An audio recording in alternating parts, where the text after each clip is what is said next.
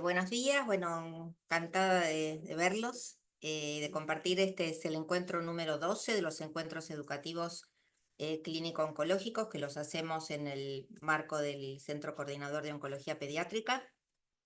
Y hoy tenemos un tema, súper tema, muy importante, relevante para el cuidado de nuestros pacientes, que es el shock séptico en pacientes, bueno, inmunocomprometidos, y tenemos el placer, el honor de contar con el equipo de UCI 72, que ustedes saben que es la unidad de cuidados intensivos para pacientes inmunocomprometidos del hospital. Y estamos acá con su coordinador, el doctor Daniel Guanja, y la jefa de clínica, Eugenia Galván, y todo un equipo que acá acompaña. Y la presentación la va a hacer la doctora María Paula Pérez. Y después vamos a hacer un marco teórico y seguramente surgirán preguntas y comentarios. De paso, les recuerdo que para los que no están conectados ahora, esta presentación queda grabada, hay material bibliográfico en el campus como siempre, y también pueden acceder a las presentaciones anteriores. Así que bueno, sin dilatar más, le vamos a dar lugar a Paula.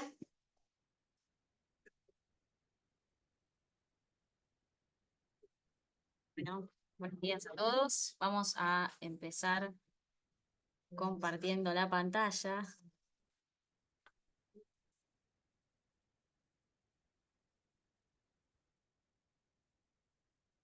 Acá. Compartir Bien. Vamos a iniciar la presentación y arrancamos. Bueno, mi nombre es María Paula Pérez, como les dije, y vamos a arrancar esta presentación sobre shock séptico en el paciente oncológico. Vamos a empezar con un caso que es... A ver si esto se puede mover. Ahí, ¿no? Perfecto. Un paciente masculino de 15 años con una leucemia linfoblástica aguda de tipo B común, de alto riesgo en plan de trasplante. Este chico llega a la guardia en el día 0, que vamos a decir como día 0, con un cuadro de fiebre, una saturación de 92, a pesar de haberle colocado ni bien llega una aventuria de 40%, asociado a lumbalgia y neutropenia. Vamos a ver un poco sus antecedentes antes. Se trata de un paciente con un debut oncológico en el 2021 de una LLA-B común hiperleucocitaria de alto riesgo por enfermedad residual en el día 15. Inicia el protocolo de quimioterapia.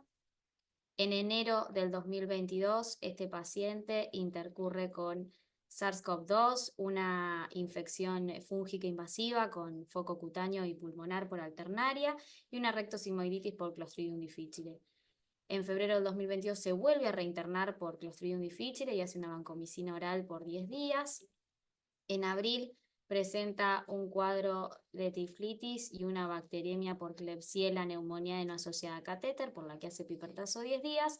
Y la última internación previa a este ingreso es una colitis severa por Clostridium, por la que hace vancomicina tratamiento e inicia el tapering prolongado, y un shock séptico a foco respiratorio por metaneumovirus. Su última quimioterapia es el bloque RA1 bis, que lo hace del 7 del 6 al 12 del 6, que es 15 días antes de su ingreso a esta institución. En el laboratorio de ingreso, como ven, lo que tenía era menos de 150 blancos, como para destacar, y 21.000 plaquetas, un gas venoso sin particularidades y una PCR de 41. Bien, este chico entonces se lo interpreta como un cuadro de sepsis, se le coloca oxígeno al 100%, volumen a 10 mililitros por kilo, corticoides antiestrés por el tratamiento prolongado con corticoides previos, se lo cultiva y se le realiza un virológico iniciando tratamiento con piperacilina, tazobactam y vancomicina. Al tercer día de internación se reagudiza el cuadro, nuevamente presentando fiebre, un cuadro de hipotensión y pulsos débiles. Recordemos que tiene 15 años, se interpreta como un shock séptico descompensado, se coloca nuevamente oxígeno al 100%, volumen a 25 mililitros por kilo en esta ocasión, nuevamente corticoides antiestrés, se toman muestras de cultivos y virológico y se sube el espectro antibiótico con meropenem y vancomicina. Así es como, por falta de respuesta, pasa a la UCI 72, allí se lo invade, ingresa en RM por un tubo endotraqueal, inicia inotrópicos, noradrenalina, adrenalina y por falta de respuesta también vasopresina. Se decide en este contexto retirar el catéter semi-implantable que el paciente presentaba, agregan fotericina y TMS y se pasa en este contexto de la habilidad gamma globulina en forma empírica. En el laboratorio de este día persistía la neutropenia y la plaquetopenia, un láctico levemente elevado, y la verdad es que no mucho más. Se hace un ecocardiograma en este contexto y lo que se ve es que tenía una fracción de acortamiento del 23%, un ventrículo izquierdo dilatado con disfunción severa y también una disfunción diastólica leve del ventrículo derecho.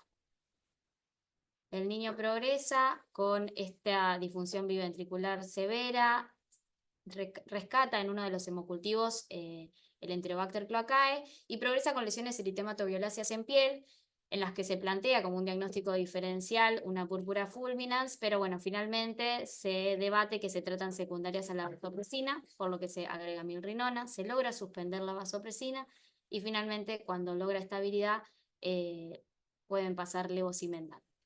El paciente progresa favorablemente, logra suspender todos sus inotrópicos, se extúa a BNI en forma electiva, cumple unos 14 días de tratamiento antibiótico con meropenem e inicia finalmente la alimentación enteral. Bien, pasamos con el doctor Daniel Guamya. Bueno, un poco la idea de este caso clínico es para contarles qué hacemos desde la visión, desde la terapia intensiva, cada vez que nos encontramos con un paciente de estas características. Lo primero que quería comentarles es que tenemos la misma estadística que en el resto del mundo. 1 de cada 3 a 4 niños con cáncer van a ser admitidos en una unidad de cuidados intensivos pediátricos al menos una vez en el curso de su enfermedad. Y claramente las patologías hemato-oncológicas tienen mayor frecuencia de ingreso que los tumores sólidos. Y particularmente este grupo de pacientes tienen, su ingreso es por sepsis o shock séptico durante el curso de su enfermedad primaria.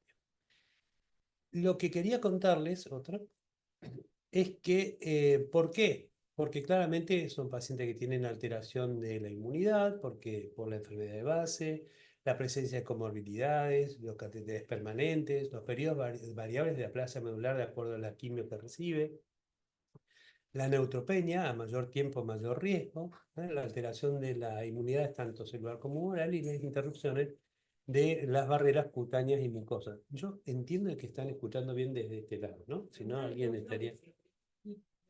Sí, pero podemos ver... Daniel, perdona, me están diciendo que por ahí se escucha un poquito bajo. Si pueden subir el volumen o acercarse, A ver, ¿y ahí? mucho ¿Cómo se mejor. escucha? Que nos contesten por el chat a ver si A escuchan ver cómo un se poco escucha mejor. ahí. Mucho mejor. Muy Bien, bien. perfecto. Este debe ser el audio. Sí, pero está bien ahí. Ahí estoy. En Argentina, en el 2019, se hizo un estudio epidemiológico de sepsis grave pediátrica y nos llamó muchísimo la atención 2 o 3 cosas. Fíjense que participaron 59 terapias intensivas. De estos se pudieron incluir 315 pacientes en 335 eventos. Miren, la mortalidad a los 28 días fue de 31%. Y un dato no menor es que tuvieron mayor mortalidad aquellos que provenían del ámbito rural, los que tenían comorbilidad o antecedentes oncológicos. Y aquellos que tenían antecedentes de shock o dificultad respiratoria les iba peor. Miren acá en la tabla que la mortalidad del paciente que tenía enfermedad oncológica era mayor que la media, donde la media es más o menos, coincide con el estimado de las naciones en vía de desarrollo. Entonces acá lo primero que nos tenemos que preguntar es, ¿qué definiciones tenemos actualmente? Y lo voy a ir preparando para un score que estamos trabajando de hace un poquito tiempo. Y la sepsis la vamos a definir como una respuesta inmune desregulada luego de una infección y que produce disfunción orgánica asociada a muerte. Acá vamos a diferenciar a la sepsis en pacientes pediátricos menores de 18 años, que aquellos que tienen sospecha de infección, y 2 puntos del nuevo score de sepsis de Phoenix, incluida la disfunción de órganos tanto respiratorio, cardiovascular, coagulopatía o estado neurológico. Y el shock séptico lo vamos a definir como sepsis con al menos un punto cardiovascular en el score de sepsis de Phoenix. Este es el score de Phoenix. score de Phoenix, fíjense que tiene un ítem que es respiratorio, uno cardiovascular, donde habla sobre cuántos puntos tiene que sumar si recibe vasoactivos o el lactato como marcador periférico. La tensión arterial media, esto cambia un poquito respecto a lo que veníamos haciendo mientras pensamos en un SIRS. Fíjense la etapa de una variable que es coagulación y una variable que es neurológica. Fíjense que cuando hablamos de respiratorio, dice PAFI o SAFI. La SAFI es cuando uno no tiene presión arterial de oxígeno, puede usar la saturometría, la saturación sobre la FiO2 por 100. Y cuando hablamos de tensión arterial media, bueno, muchos casi todos los monitores multiparamétricos, tienen tanto en invasiva como en no invasiva la posibilidad de la tensión arterial media, pero aquel que no lo tenga, bueno, esta es la fórmula que se usa como alternativa de tensión arterial media o presión arterial media calculada. Recordar entonces que para este score, más de 2 puntos es sepsis y más de 1 punto con cardiovascular es shock séptico. Vamos a extrapolar a este paciente con este score. Fíjense, lo primero, teníamos ahí una saturometría de 92% con una Venturi al 40%. Bueno, saturometría, entonces la SAFI Nos es daba de 230. exactamente 230 porque es 92 sobre 40 por 0,40%.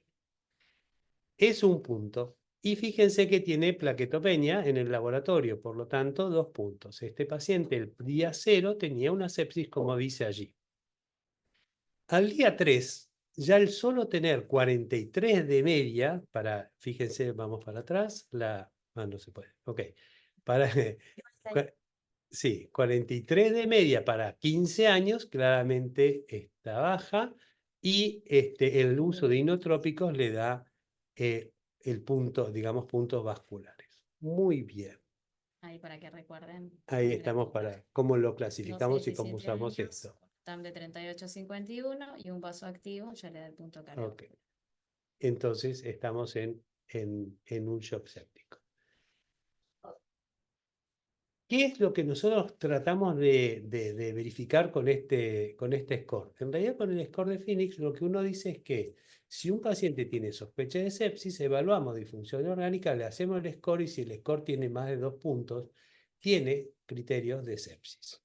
Y en ese caso, cuando tiene criterio de sepsis, lo que nosotros decimos es, ¿necesita algún tratamiento distinto? ¿Necesito tener soporte orgánico? Son preguntas. Y cuando el paciente tiene el criterio de Phoenix de cardiovascular, claramente uno dice, tiene necesidad de hacer medidas que van a modificar la evolución del paciente. Esto es más o menos para tener una idea de que un paciente que muchas veces antes, cuando decíamos síndrome de respuesta inflamatoria, tenía fiebre y taquicardia, muchas veces era por la fiebre. Entonces diferencia específicamente en aquellos con este score, en aquel paciente que por otra situación podría confundir el cuadro de sepsis. La pregunta ahora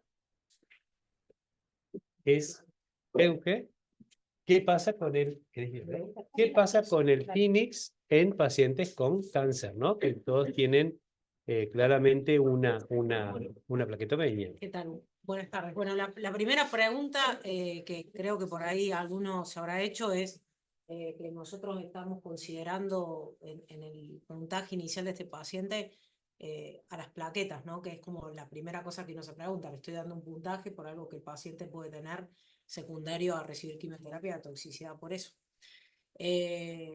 Entonces, cuando aparece este score que nos vuelve a nosotros a poner de alguna forma un lenguaje común para que todos hablemos de sepsis y shock séptico sin dificultades, empiezan a decir, bueno, ¿qué va a pasar con los pacientes oncológicos?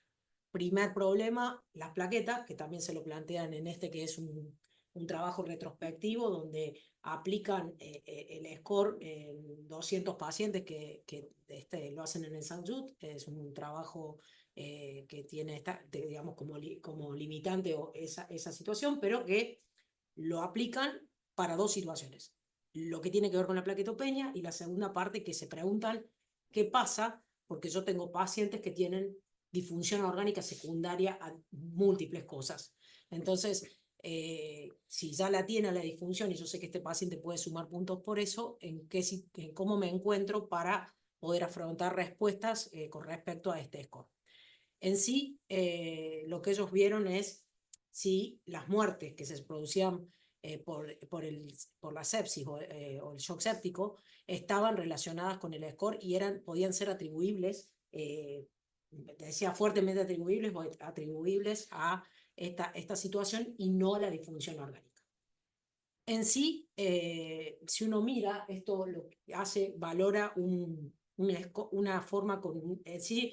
El Phoenix es un modelo matemático bastante complejo que lo que hace es mira un área bajo la curva que permite estimar bien la sensibilidad y la especificidad, es decir, es mucho más que una curva modificada de una curva ROC, pero lo cierto es que ellos se plantean volver a usar esta situación, este score matemático, y dicen, lo comparemos con aquellos scores que nosotros tenemos de disfunción múltiple de órganos, score de mortalidad a la entrada de la terapia. Nosotros siempre les contamos esto, que los scores de mortalidad de los pacientes que entran a la terapia intensiva oncológicos, el PIN3 nos ha dado quizás un poquito más de número para decir que los predice bien, pero tenemos problemas con los scores en general. Sin embargo, la verdad que el Phoenix tuvo una buena performance. Es bastante interesante de leer, comparado con tanto el PIN3 como el PELOT, que es un score de disfunción múltiple de órganos. Me parece que la principal limitante es, bueno, eran pocos pacientes, hay que mirarlo y quizás habría que hacer algo más prospectivo. Fue bastante interesante para predecir o atribuir la mortalidad por sepsis en este grupo de chicos, pero todavía quizás con algún grupo un poquito más chico tuvo algunos problemas de performance. Entonces lo que hay que ver es qué va a pasar hacia adelante, y de esto recién se está empezando a leer, pero un poco para contarles en lo que está la situación, y que vamos a mirarlo entre todos a esto, y seguramente se harán algunos ajustes. La última cosa es que cuando pusieron las plaquetas sí no modificaba el score. Entonces, no hay muchas dudas cuando tenemos ya un shock séptico por Phoenix, ¿no? Con lo cardiovascular. El resto es que generalmente, aunque sacaron las plaquetas o las pusieron, no hubo modificaciones, así que esa duda sí la pudieron contestar con las limitaciones del trabajo. Pero vamos a leer un poco más de esto seguramente en los próximos meses. Eso. Un poquito para contarles por qué es importante tener un score que sea adecuado. Fíjense que los chicos que tenían al menos 2 puntos, que son los que tenían sepsis, tenían una mortalidad de 7 en entornos de mayores recursos y 28% de mortalidad en entornos de menores recursos. Y cuando tenés un shock séptico, claramente esa diferencia es mayor. 10 en los entornos de mayor recursos y 33.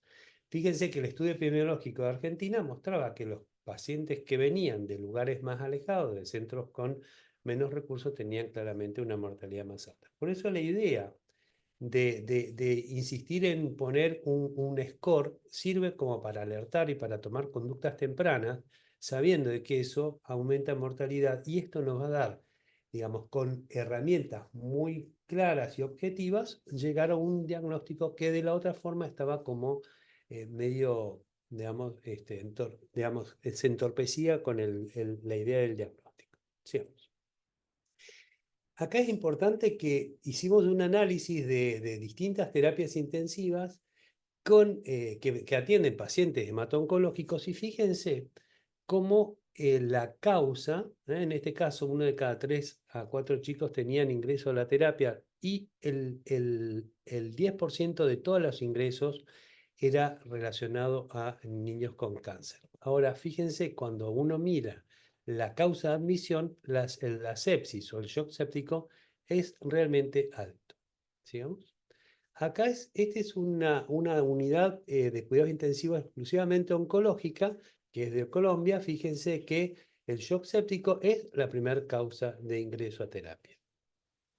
En nosotros, en nuestra terapia, fíjense, analizamos un año y el 50% de los chicos que ingresan al año de los oncológicos, tienen un criterio de shock séptico.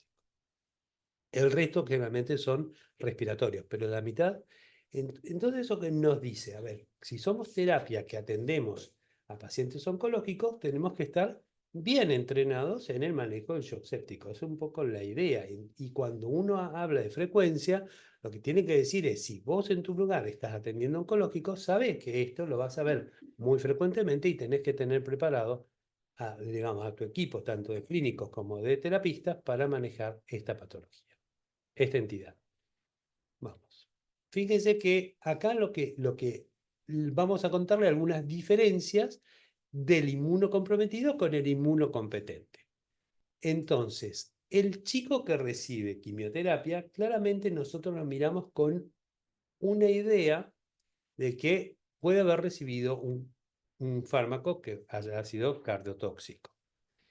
Y que muchas veces, y esto ya lo sabemos, que el ecocardio transtorácico no es muy bueno para predecir cuál es el paciente que tiene lesión miocárdica subclínica o subyacente.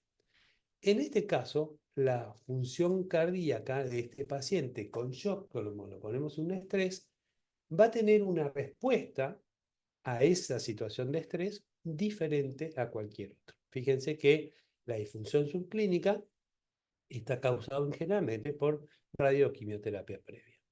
Así que no es infrecuente que en un paciente que tiene disfunción miocárdica previa, por ejemplo, hacer diferentes tipos de cosas. Por ejemplo, desarrollar cardiogénico, shock cardiogénico, a un hipovolémico por deshidratación o hemorragia o shock séptico durante un episodio, pero siempre con un componente cardiológico muy importante y de mucha prevalencia.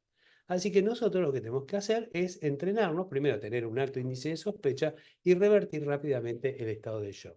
Acá todo implica que tenemos que tenerlo presente y reconocer tempranamente a estos pacientes y centrarnos en qué historia tuvo este paciente con respecto a su tratamiento quimioterápico.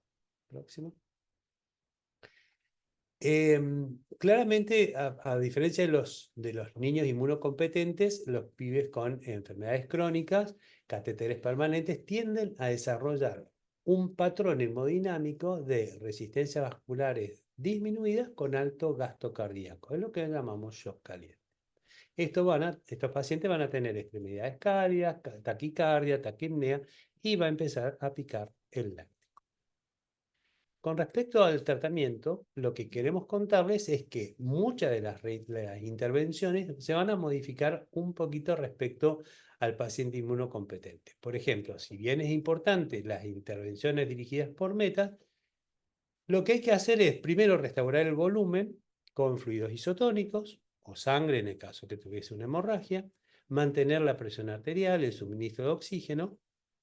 Obviamente que tenemos que manejar una saturación venosa central mayor a 70 con soporte inotrópico o vasopresor según sea el caso. Todos los pacientes deben recibir oxígeno al 100% y la reanimación con líquidos obviamente tiene que ser cautelosa porque muchos pacientes con un miocardio que está con disfunción probablemente con poco volumen van a tener una insuficiencia cardíaca congestiva. Por eso muchas veces el volumen debe ser cuidadoso y abogamos para que los pacientes tengan soporte temprano de vasoactivos.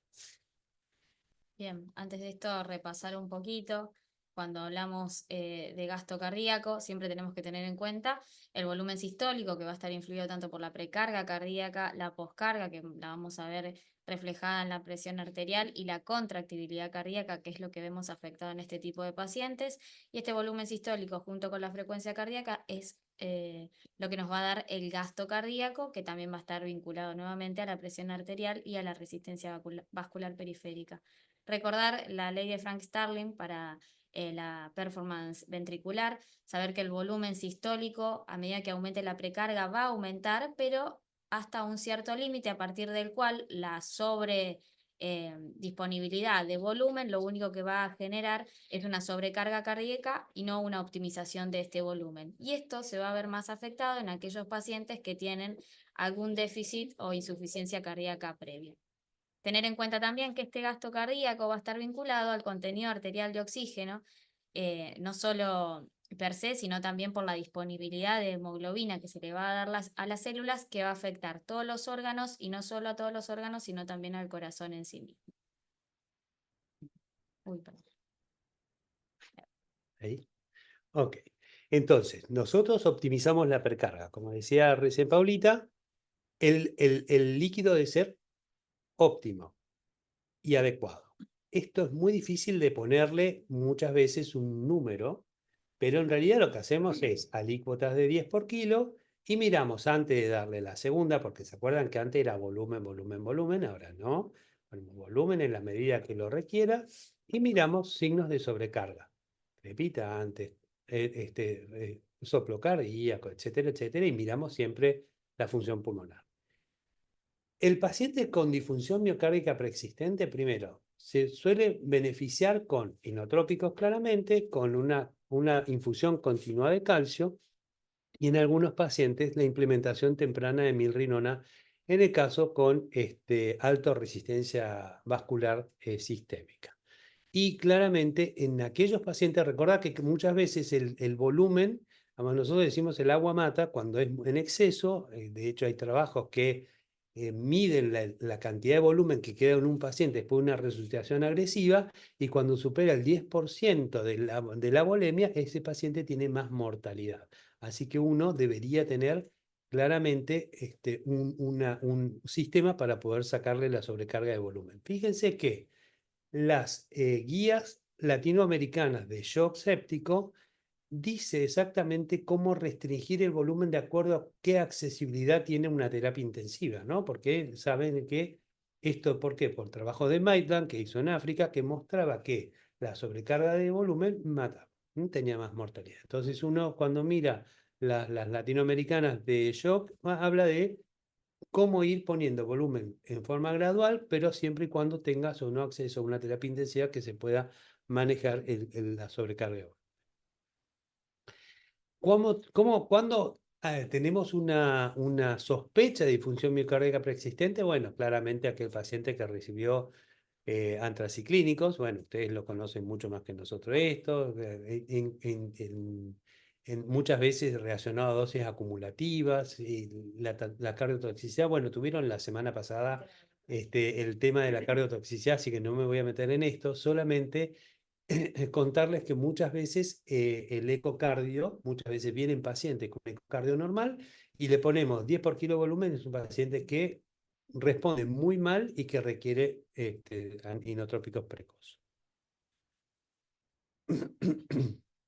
Claramente vamos a mirar en la clínica el bajo gasto, ¿sí? La taquicardia, el relleno, la piel fría, los pulsos, el ritmo de galope, la disminución de la diuresis, todo lo que ustedes conocen por shock séptico. Y una cosa importante es en aquellos lugares donde se dispone un ecógrafo, cada vez más está la ecografía crítica, donde el terapista con una sola ventana puede mirar, digamos, de alguna forma la función como el volumen, ¿no? Exacto. Bueno, Al menos eso. cualitativamente y con más experiencia ya en forma cuantitativa, ¿no? Claro, exactamente. Uno después le pide al cardiólogo, pero muchas veces en la resucitación, en los lugares donde está disponible y el entrenamiento que, por ejemplo, se tiene en este hospital, donde el terapista con un ecógrafo puede mirar claramente la función cardíaca.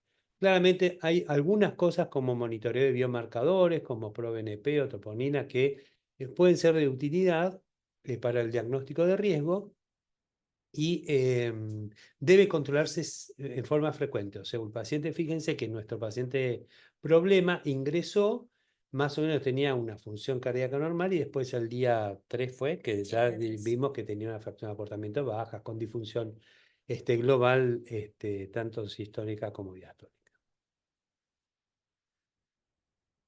Tic, tic, tic, esto ya más o menos lo vimos. Una cuestión muy interesante es no es infrecuente ver cuando nosotros controlamos la vía aérea en un paciente que tiene disfunción miocárdica, que la intubación es la causa del paro. Y lo estamos intubando, claramente el inicio de la presión positiva hace que un paciente tenga una disfunción grave y se muera. Entonces, siempre recomendamos que para invadir la vía aérea se haga bajo una infusión de inotrópicos. O sea, nosotros antes de ponerle un tubo, le vamos a poner un gotito de inotrópicos porque hay que evitar esa complicación en un paciente que está severamente en shock cardiogénico. Sigamos. Con respecto El que no estaba recibiendo inotrópicos ahí, o sea, no estaba a un paciente constantemente- chocado que nosotros vemos que claramente sigue progresando el shock, que no lo podemos recuperar, y decidimos intubarlo para Antes de la disminuir, intubación, antes de la intubación le ponemos siempre inotrópicos. Tratamos de no acelerar la intubación hasta que no tengamos el inotrópico. Bueno, ya nos ha pasado en varios pacientes que lo hemos intentado intubar y hemos tenido graves complicaciones cardiovasculares. Con respecto a los corticoides, bueno, hay algunos estudios que lo soportan, especialmente usamos ciclos cortos en pacientes oncológicos que han tenido corticoides previos y después los titulamos. ¿Sigamos? Y con respecto a algunas administraciones ya fuera de, digamos, de lo habitual, nosotros en un grupo de pacientes que reciben quimioterapia, que están con un shock séptico, que no podemos controlar, ahora le medimos GAME, digamos, gamma globulina, pero en aquel que tenemos, porque generalmente reciben habitualmente con las quimioterapias, nosotros con una recomendación débil en un paciente que tiene GAMES baja durante un shock séptico, se lo pasamos.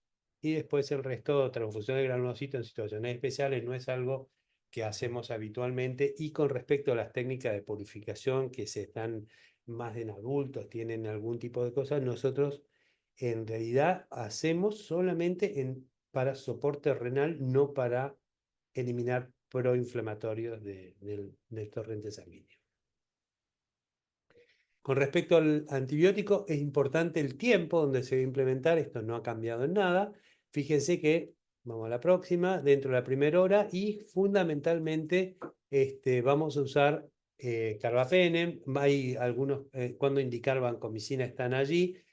Y claramente un detalle no menor es que si en algunas guías dicen que uno puede usar esquemas de monoterapia, uno debe reconocer cuál es la flora y la resistencia que tiene para usar monoterapia. Nosotros claramente no lo hacemos, ¿no es cierto? Con la resistencia que tenemos. Sí. Los pacientes que tienen alto riesgo de infección fúngica invasiva son las mieloides, las recaídas, la quimioterapia muy mielosupresora, los pacientes con TMO, la persistencia de fiebre a pesar del antibiótico de amplio espectro, la neutropenia prolongada. Generalmente consensuamos con infecto cuál es el antifúngico que vamos a utilizar, mucho depende del antecedente del paciente. Próxima. Y acá es importante que aún cuando sacamos un catéter, cuando tenemos una sepsis no controlada. Esto nos costó desde el 2011 hasta el 2019 más o menos, de la charla con nuestros cirujanos, que si no tenía el cultivo positivo del catéter no lo iba a sacar. Es un error. Nosotros cuando tenemos una sepsis controlada, no controlada, perdón, es una indicación para sacar un catéter, especialmente en aquellos que tienen más de un inotrópico, un shock no controlado y un requerimiento progresivo de más de un inotrópico o vasopresor. En terapia vamos a ver claramente algunas complicaciones, como por ejemplo la púrpura fulminans, la coagulación intravascular diseminada. Esto se ve frecuentemente, lo manejamos con el hematólogo con plasma en el caso que pensamos en púrpura fulminans. Ahí participan especialistas como plástica, vemos si tienen síndromes compartimentales. Lo pongo acá porque es más de una consulta que tenemos a través de nuestro sistema de teleuci para inmunocomprometidos. Con Jujuy hemos compartido algún paciente donde tenía lesiones extensas como la que están viendo, y es un problema que tenemos en todas las terapias después de un shock o durante un shock. Esto es como para ver muchas veces progresión. Y entonces ahora la pregunta es, bueno, a ver, tengo muy limitadas las camas en terapia. ¿Tengo que pasar un chico oncológico a la terapia intensiva? Si esta pregunta en este hospital donde hay una terapia intensiva para inmunocomprometidos, no estaría la pregunta para hacer, sino muchas veces esta pregunta se la hacen y cada vez tenemos alguna participación en Latinoamérica que en centros donde los oncológicos no ingresan a terapia. Y la verdad que si uno mira a través de distintas publicaciones de los 90 hasta ahora, fue mejorando la performance de esos pacientes que tenían tratamiento oncológico y que probablemente, ellos decían en los 90, la terapia habría que ofrecérsela porque les iba mejor. Sigamos. Esto fue cambiando claramente en este ofrecimiento de la terapia porque podíamos revertir el shock y había una tasa de sobrevida mayor. Sigamos.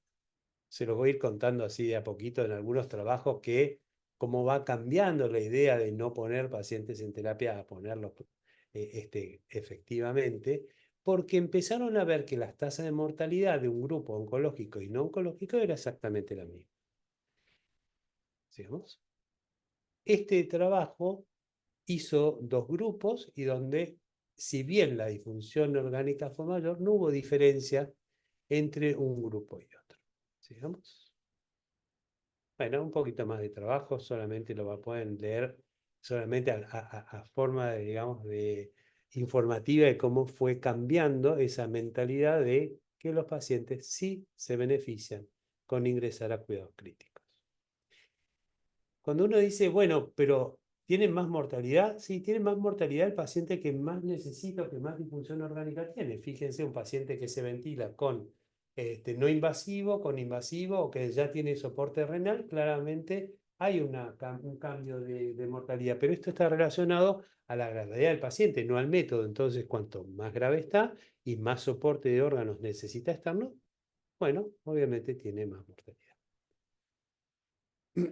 Fíjense, mortalidades en esta terapia que es muy parecida a la nuestra, tuvieron una mortalidad global de la terapia de 19.4. Este es un trabajo que hicimos con vos, ¿no? En un momento Darío estaba mirando un poco shock séptico y fuimos a mirar qué nos había pasado en ese año entre el 16 y el 18 y separamos las dos poblaciones que habían entrado con shock y fíjense que las mortalidades del paciente oncológico y no oncológico había una diferencia, pero si miran el 24% del oncológico muerto por shock séptico es más o menos a una media nacional de 31. Así que es bastante aceptable. ¿Qué proceso de mejora uno debería tener? Bueno, en distintos lugares del mundo vieron de que cómo podían modificar en la idea de en la primera hora que tenga el antibiótico adecuado. No que el paciente llega a la guardia y que mandamos a un auxiliar a buscar a farmacia y eso puede demorar la dispensa del antibiótico y después se determinan, bueno, muchas veces con medidas simples como un FastPath o en este caso para nosotros es tener un stock de medicación de urgencia para tener el antibiótico en la primera hora. Y esto sí impacta en sobrevida. Con respecto, si vieron este paciente había recibido levosimendan, creo que quiero contarles que es off-label. Nosotros lo ponemos en aquellos pacientes donde tienen inotrópicos y necesitan mejorar la poscarga y que van a salir, salen con una fracción de acortamiento muy mala y que necesitamos extubarlos. Entonces ya eso implica un mayor gasto y por lo tanto no deberíamos mejorarlo y a veces es el grupo de pacientes. Pero si ustedes miran, si en algo impacta en mortalidad, hay pocos trabajos y eso no es una recomendación uniforme. ¿Sigamos? Creo que nosotros tenemos que hablar, como dijimos recién, que les va exactamente igual a un grupo y a otro para iguales oportunidades, iguales posibilidades, tanto el inmunocomprometido con el inmunocompetente. En las terapias usamos, digamos, dentro de la humanización, tratamos de que tengan ambientes agradable, que se sientan cómodos, acompañados de sus familias. Le ponemos internet para que vayan, atiendan a las cuestiones escolares, aún, ¿no? En una terapia intensiva. Y cuidamos mucho, mucho el ruido, porque el ruido de una terapia entre monitor, alarmas, etcétera, es un montón. Y estamos tratando de mejorar la situación de ruido, pero el único ruido que nos encanta escuchar es este, que creo que no se va a escuchar. Ahí está. Cuando se van de la terapia tenemos una campana donde nos habla, yo pasé por acá y... Bueno, muchas Bueno, ahora gracias. quedamos a preguntas. ¿Muy bien? Mira, de tiempo así. Antonio. Si querés, acá tenemos el chat. Bueno, la verdad que muchísimas gracias. La presentación de Paula, Eugenia, Daniel, un placer. Y qué suerte que lo tenemos grabado, porque me parece que esta charla merece mirarla una y otra vez por los conceptos, por la prevención, la detección, todo lo que ustedes dijeron, y también por el material bibliográfico que nos va a permitir repasar esas conclusiones que surgen del esfuerzo, del trabajo de muchos lugares. Y entonces toda esta bibliografía que nos han aportado me parece que es muy buena. Entonces, acá hay una Ella para pregunta vos. de cuál es la mayor causa de sepsis en el Hospital Garrahan. Creo que por ahora es... Esa es la única la pregunta, única. pero pueden escribir en el chat otras preguntas y las contestará acá el equipo.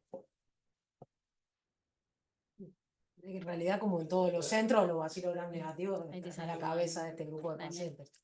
Estamos lidiando en la actualidad con la resistencia que se genera a través de utilizar múltiples esquemas de antibióticos de amplio espectro. Así que estamos tratando de tener vigilancia epidemiológica en este grupo de pacientes, sobre todo al momento del shock séptico, porque el antibiótico adecuado, si el germen es multiresistente, nos permite tener cuestiones de resultados diferentes, claramente, ¿no? Y mejorando la bacteriología, la detección bacteriológica, ¿no? Con métodos más rápidos. Y también ajustando cuando el paciente requiere medicaciones, el amplio espectro al principio y después achicar también para no lidiar con la resistencia, pero los vacilos gram negativos van a la cabeza. Sí, relacionado a esa pregunta,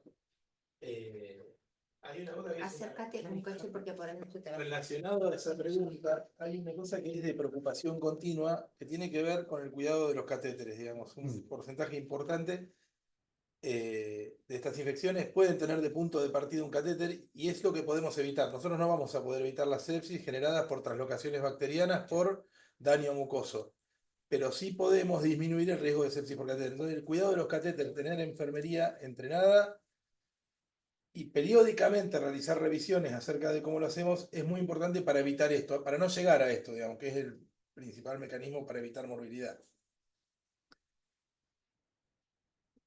Y otra pregunta acá. Una cosa interesante que estaba diciendo recién Euge, a ver, somos uno de los llamados más frecuentes es cuando están haciendo quimioterapia y se habilita un catéter, el paciente hace un cuadro de shock, ¿no? Y cuando uno tiene un paciente que viene de un lugar donde hay mucha resistencia como nosotros, que tenemos gérmenes microorganismos con resistencia variable, a veces el esquema antibiótico inicial, el empírico inicial, es como difícil de definir. Una cosa que nos cambió en este último tiempo fue el FilmArray de sepsis, que es, digamos, apenas tiene salto un hemocultivo, en 2 horas uno puede tener no solamente el germen, sino la resistencia. Y ahí es donde nosotros ajustamos el esquema antibiótico de acuerdo al FilmArray de sepsis. Bueno, veo que San Lucas está full. Si te quiero. Claro. Son neuquinos como yo. Plata, Que pero no te olvides, doctora Cédola, ahí tenés 2 terapistas, no, varios, No. pero 2 terapistas que son de acá, en matrimonio. ¿Qué pasa cuando hay un protocolo en el cual el No entiendo eso. Eh, pasa cuando hay un protocolo y no coincide con la Esa pregunta acerca de cuando hay un protocolo y no condice con la clínica no nos queda clara si podés. No. No está hablando del Phoenix. No. Puede ser. Debe ser el score de Phoenix. Eso es cuando no coincide. Ok. Se fueron Dani y Fer. Uy, Ah, están tirando Oh, qué noticias. pena. Bueno, yo lo estaba promocionando, Guillén. Qué lástima. Una cosa ¿Algún interesante del Phoenix es que pone. Vení más acá. Una cosa interesante del Phoenix importa. es que Ya me tengo. pone percentilos también de tensión arterial media, no es que me parece que está bajo, ¿no? Que muchas veces los scores anteriores era, bueno, menos de 60, y acá es percentilos por edad, Claro. y que se coincide más con la realidad de instituciones pediátricas o lugares que atienden niños, donde tenemos desde menores de 1 año a adolescentes, como en el caso de este, Claro. que permite optimizar también, mejorar el diagnóstico para tampoco sobretratar, porque como Exacto. vos lo dijiste en un momento, durante un periodo de nuestra vida, sobretratamos a estos pacientes, lógico. digamos. Bueno, tener más adecuados límites de cuándo se define cada una de estas patologías realmente nos va a ayudar, me parece. No, y una cosa con respecto al protocolo es que nosotros hace un tiempito hicimos un trabajo epidemiológico de sepsis y que decía que es muy raro que un médico piense en sepsis y el paciente no esté séptico. Con lo cual, si la persona piensa y lo ve séptico, más allá del protocolo que va a ayudar a hablar un idioma en Bueno, común, no hay falsos negativos. no, o sea, vos pensás en sepsis, lo tratás como sepsis. Muchas veces nos pasa a nosotros que tenemos la sospecha y vos decís, ¿cómo no fue sepsis? Bueno, el que le suspendió el antibiótico y dijo, no, esto no es una sepsis, eso deja de ser una sospecha. Ahora, me parece que si uno lo piensa, es sepsis. Esa sería la respuesta. El protocolo es una cuestión de lenguaje en común. También tiene que ver con cómo, si ustedes ven a lo largo del tiempo, la sepsis ha tenido pocas modificaciones en cuanto a tratamientos específicos. Entonces hoy lo que se está tratando de buscar es terapias dirigidas. Entonces también es hablar de tener un mismo score en común para poder después aplicar a los pacientes quizás terapias más dirigidas. Pero me parece que la clínica, como siempre decimos, sigue siendo soberana y si uno lo tiene al paciente ahí con sepsis, lo trata como tal. No se puede, y menos con estos pacientes, ¿no? Que pueden tener otra cosa, pero el diagnóstico de sepsis es diferencial casi siempre. Nati Gamba pregunta la incidencia de la sepsis fúngica. A mí, primero no lo tengo claro el número, tendremos que haber traído a la infectóloga nuestra, pero sí quiero contarte, Nati, una cosa. En este año, 2 pacientes que tuvieron una evolución extremadamente tórpida y que fallecieron después de un shock séptico, nos encontramos post-mortem un hongo. Fueron 2 este año. Bueno, y eso nos hizo reevaluar mirar al paciente, eran claramente mieloides, pero lo que hicimos con Infecto es que teníamos que reevaluar nuestro programa o protocolo de profilaxis, en quienes sí, etcétera, porque no era frecuente tener una mortalidad en un paciente que estaba, ponele, en inducción. Es rarísimo, pero lo tuvimos. Entonces, nos llevó a un debate un poco más profundo sobre el tema. Cuando tengamos incidencia, te lo mandamos por algún método. Con la doctora Lidia. Pasar. Sí, claro. Sí, lamentablemente. Sí. Bueno, no sé si Marcela querés hacer algún comentario, pregunta, Antonio, ¿no? Siempre está acompañando, pero no le gusta aparecer en cámara. Darío, ¿algo más? Todo bien. Bueno, no sé si alguna otra pregunta en el chat, me parece que no, todos, bueno, agradecen, saludan. ¿Algún otro comentario? Euge, No. Daniel, No. Paula. No. Bueno, les vuelvo a agradecer que la presentación, como les decía recién, fue súper completa, excelente en tiempo y forma, como diría Marcela, en tiempo y forma. Y bueno, quedan todos invitados a mirar la grabación que seguramente va a estar mañana a la tarde. las grabaciones de los encuentros anteriores y también quedan invitados para el 3 de septiembre a las 8 de la mañana, que es un martes, que vamos a hablar de pancreatitis secundaria a quimioterapia y va a presentar el Hospital Alasia de la ciudad de Santa Fe. Muchas gracias.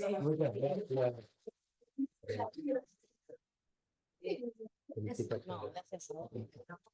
Bien.